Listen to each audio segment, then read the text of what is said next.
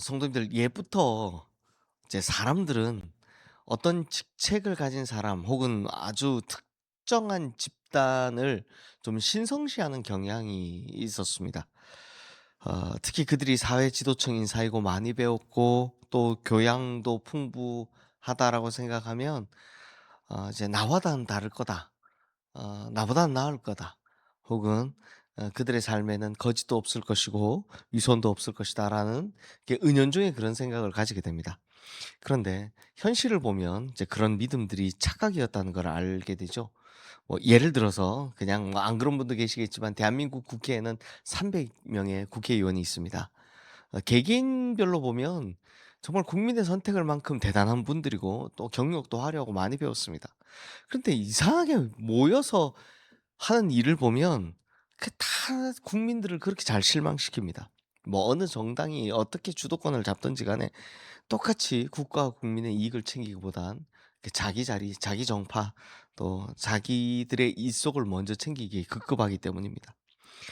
목사와 장로들이 모여 있는 무슨 회, 무슨 회 이런 데도 보면 비슷합니다. 하는 모습을 보면 야, 이 사람들은 영적인 지도자가 아니라 무슨 저런 인간들이 저 자리에 앉아 있을까 싶을 정도인 경우들도 있습니다.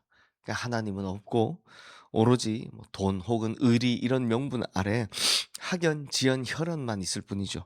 그 말로는 온통 하나님인데요. 자기는 선하다고 이야기하지만 진짜 올바른 소리를 해서 그들의 알량한 자존심을 건드리면 이제 떼거지로 몰려와서 그 사람을 괴롭히는 걸 볼 수 있습니다. 제가 볼 때는 '아 이제 하나님과 원수가 따로 있는 게 아니구나.' 이런 생각이 들 때가 있습니다. 그래서 성도님들 오늘 말씀에서는 바로 그런 사람들을 고발하는 이 말라기 선지자의 음성을 들을 수가 있습니다. 우리가 어제 말라기의 배경을 봤지만 말라기는 포로기에서 돌아와서 성전 재건을 했던 학개와 스가랴 뒤의 이야기입니다. 그러니까 성전 재건을 하고 나면 자기들 그 고통받는 자기 백성들이 이 망했던 나라에게 획기적인 일이 일어날 거라 생각인데 아무 일도 일어나지 않았습니다. 여전히 식민지 백성이고 여전히 살기 어렵고 여전히 고통받고 있습니다. 그러다 보니 말라기 1 장은 점점 하나님이 안 계시는구나. 혹은 '내가 뭐 하나님 잘 믿어 봐야 소용없네.'라는 생각을 하는 백성들을 향한 이야기였다면 오늘은 이제 제사장들, 레위인들을 향한 고발을 들을 수 있는데 우리 1절 말씀 함께 읽어 보겠습니다. "너희 제사장들아 이제 너희에게 이같이 명령하노라." 하나님께서는 말라기 선지자 입을 통해서 말라기 시절의 제사장들 그리고 레위 지파의 지도자들을 강하게 책망하십니다. 이 당시 유다 백성들이 타락하고 죄를 짓는 근본이 어디 있느냐를 고민해 보니 백성들을 영적으로 이끌고 있던 그런 제사장들 혹은 레위 지파 지도자들에게 있더라라는 겁니다. 그래서 하나님께서 그들의 죄를 이렇게 지적하시는데요. 2절 말씀의 앞부분까지만 한번 읽어 보겠습니다. 만군의 여호와가 이르노라 너희가 만일 듣지 아니하며 마음에 두지 아니하며 내 이름을 영화롭게 하지 아니하면. 자, 여기서 하나님께서는 세 가지를 연속해서 말씀하시는데요. 듣지 않는다, 마음에 두지 않는다, 그리고 내 이름을 영화롭게 하지 않는다. 근데 성도님들 자세히 이거 읽어보면 약간 글이 이상합니다. 이거 왜냐하면 목적어가 없습니다. 그러니까 무엇을 듣지 아니했고 무엇을 마음에 두지 아니했다라는 겁니까? 그게 안 나오죠. 그런데 답은 우리가 알고 있습니다. 바로 하나님의 말씀입니다. 왜냐? 레위 지파 제사장들은요. 자기들이 맡은 임무가 뭐냐? 하나님과 백성 사이를 중재하는 연결시키는 역할입니다. 그러니 당연히 하나님의 음성을 들어야 되고 하나님의 말씀을 뜻을 깨달아서 백성들에게 알려 주어야 하는 임무를 맡고 있는 겁니다. 이 사람들이 레위 지파 제사장들인 거죠. 그래서 하나님께서 이들에게 부여하신 임무는요. 이미 뭐 민수기에도 나오고 신명기에도 나오고 여호수아에도 나오지만 엄청 중요한 것이었습니다. 뭐였습니까? 첫 번째 예배를 집례하는 임무가 있었습니다.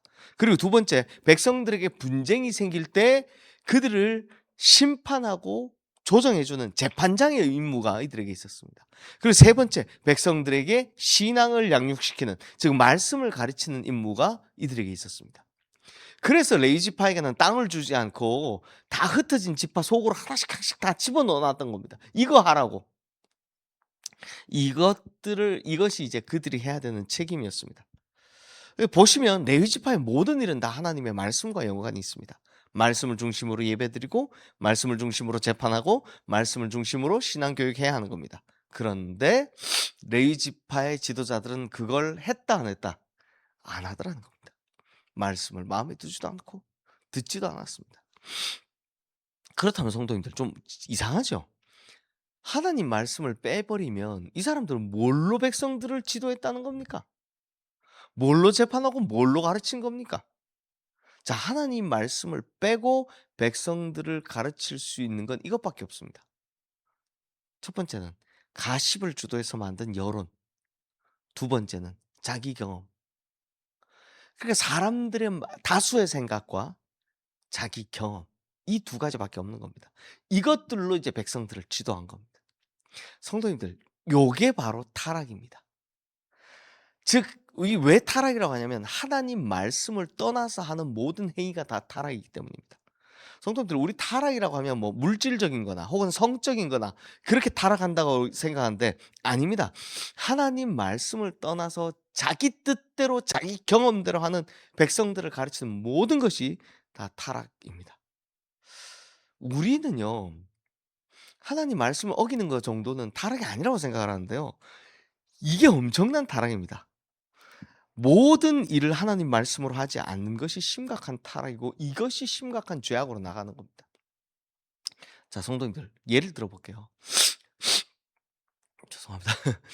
아담과 하와가 에덴 동산에서 쫓겨났던 이유가 뭡니까? 선악과를 먹었기 때문에. 네, 그렇죠.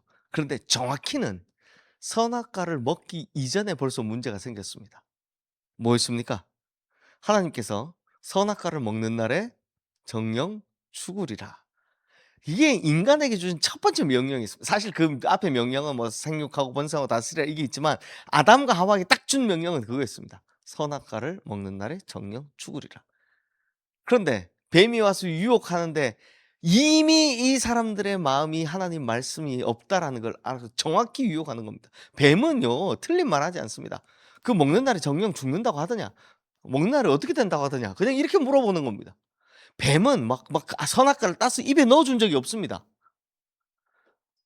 그런데 그때 여자죠. 아직 하와 이름 없을 때니까. 여자가 뭐라고 대답합니까? 만지지도 말고 먹지도 말라. 그런 날에 혹 죽을까 하노라. 하나님 말씀이 이미 흐트러져 있는 겁니다. 이미 이때 벌써 이 사람은 죄인이었던 겁니다.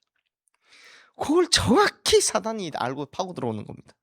결국 말씀을 마음에 두지 않는 대가가 타락이었기 때문에 에덴 동산에서 쫓겨난 겁니다. 성도님들, 죄를 의미하는 헬라어 단어가 하마르티아이죠. 설교 시간에 가끔씩 나오는데 하마르티아가 무슨 말입니까? 관역을 벗어나다입니다. 관역을 정조준해서 정중앙에 딱 맞춰야 되는데 관역이 조금 비껴나는 거, 우리는 양궁으로 생각하면 9점 정도 맞추면 그거 뭐 괜찮은 거 아니야? 아니라는 겁니다. 이게 바로 죄라는 겁니다. 10점을 조준하고 있으면 정확히 10점에 쏴야 되는 겁니다. 그런데 내 시야가 흐트러지고 있으면 그게 바로 죄다라는 거죠. 그러니 우리는 선악과를 먹어서 행위의 죄로 자꾸 생각하는데요. 이미 그 마음엔 하나님 말씀이 흐트러졌을 때 벌써 죄인이었다는 겁니다. 성도님들, 레위지파 제사장 이야기로 다시 돌아오면 뭐 사실 백성들은 이 레위지파 제사장이 뭐 말씀을 가지고 있는지 아닌지, 그 말씀을 마음에 생기고 살아가고 있는지 아닌지 모릅니다. 그런데 누구는 아십니까? 하나님은 정확히 아십니다. 그런데 놀랍게도 사단도 정확히 합니다. 그래서 말씀에서 흐트러지면 딱 찾아와서 우리를 유혹하는 거죠. 그래서 하나님께서는 이런 자들을 책망하고 저주하신데요. 우리 2절 후반부부터 3절까지 함께 읽겠습니다. 내가 너희에게 저주를 내려 너희의 복을 저주하리라. 내가 이미 저주하였나니 이는 너희가 그것을 마음에 두지 아니하였음이라. 보라, 내가 너희의 자손을 꾸짖을 것이요 똥 곧 너희 절기의 희생의 똥을 너희 얼굴에 바를 것이라. 너희가 그것과 함께 제하여 버림을 당하리라. 하나님께서 강력하게 저주를 하셨습니다. 사실 하나님께서 자기 백성을 저주하는 장면 찾아보기가 그렇게 뭐 막 이렇게 후반부에 오면 좀 있긴 하지만, 구약의 후반부에 오면 있긴 하지만 그렇게 많진 않은데요. 근데 하나님께서는 이 영적 지도자들의 죄악을 가만두지 않으시겠다라는 겁니다. 여기서 하나님께서 저주하시는 게 크게 두 가지인데요. 좀 특이합니다. 먼저는 자손들을 저주하시는 겁니다. 그 내가 지은 죄로 내가 매 맞고 내가 벌 받으면 그뿐이면 좋겠는데, 내가 잘못했기 때문에, 왜냐하면 그건 내가 잘못했으니까 하나님께 당연히 혼난다고 생각하는 거죠. 그런데 하나님께서는 나를 넘어서 자손들에게까지 저주하겠다라고 이야기하십니다. 너무나 사실 무서운 말씀입니다. 사실 하나님께서는요, 이 앞에 보면 연좌제를 굉장히 싫어하십니다. 그게 무슨 말이냐? 부모의 잘못으로 인한 저주가 절대 자식에게까지 해를 끼치지 않도록 하시는 분이 하나님이십니다. 하지만 이렇게까지 말씀하시는 건 하나님의 말씀을 마음에 두지 않는 죄가 그만큼 크다라는 겁니다. 엄청 크다라는 겁니다. 두 번째는 희생 제물의 똥을 네 얼굴에 바를 거다. 성경에서 똥 이야기 나오는 게 그렇게 자주 있지는 않은데 여기에 이렇게 나오죠. 왜냐? 제사장들은 명예가 생명입니다. 근데 너희 명예를 땅바닥에 떨어지게 하겠다라는 말씀이 있죠. 하나님께서 이렇게 말씀하신 이유는 하나님 말씀을 버린 대가가 그만큼 크다라는 이야기를 하는 겁니다. 근데 성도님들, 이 성경에 가끔 이런 저주의 글이 나오면 참 읽기 불편합니다. 설교하기도 불편합니다. 그래서 제가 구약을 쫙 오면서 구약 신약 왔다 갔다 하면서 중간에 이사야, 예레미야, 에스겔 이거 빼고 지나온 이유도, 이 새벽에 빼고 지나온 이유도, 이거 하면요 한 2년 가까이를 계속 혼만 나야 되기 때문에 그렇습니다. 계속 저주의 말만 들어야 되기 때문에 이거 들어서 도저히 못하겠다 싶어서 그렇습니다. 그런데 이런 저주의 글을 읽을 때 우리 성도님들이 요렇게 하시면 됩니다. 어떻게 하시냐? 반대로 생각해 보시면 됩니다. 이걸 거꾸로 보시면 됩니다. 자, 이걸 거꾸로 생각하면 하나님 말씀을 잘 듣고 따르고 마음에 두고 기억하면 이라고 생각하시면 되는 겁니다. 그럼 어떻게 됩니까? 첫 번째, 우리 자녀들의 행복이 보장이 되는 겁니다. 하나님께서 말씀을 마음에 두지 않는 자에게 그 자손에게 혼을 내시겠다 지금 하셨잖아요. 그럼 반대로 읽으면 어떻게 됩니까? 하나님 말씀을 잘 듣고 새기고 그대로 행하면 하나님께서 우리 자손들에게까지 복을 주시겠다는 겁니다. 그럼 두 번째, 하나님 말씀을 제대로 읽지 않으면 얼굴에 똥을 발라 그 명예를 땅에 떨어뜨리겠다 하셨잖아요. 지금 뭐라고 합니까? 반대로 하면 우리의 명예도 하나님께서 지켜주시겠다라는 겁니다. 그러므로 성도님들, 물론 영원히 지키는 의지는 인간에게 사실상 불가능하지만, 그럼에도 우리는 평생 동안 이 진리의 말씀을 붙잡고 어떻게든 이 말씀에서 떨어지지 않도록 노력해야 한다는 겁니다. 그 노력을 하나님께서는 귀히 여기시는 겁니다.